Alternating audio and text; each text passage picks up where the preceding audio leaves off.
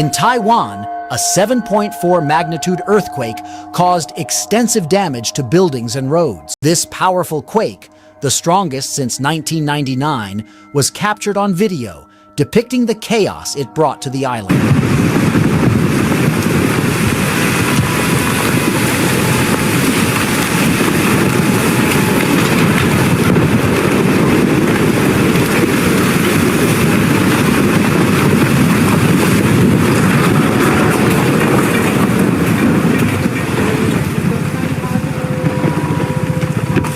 A woman and a car were on a mountain road just before a massive landslide occurred.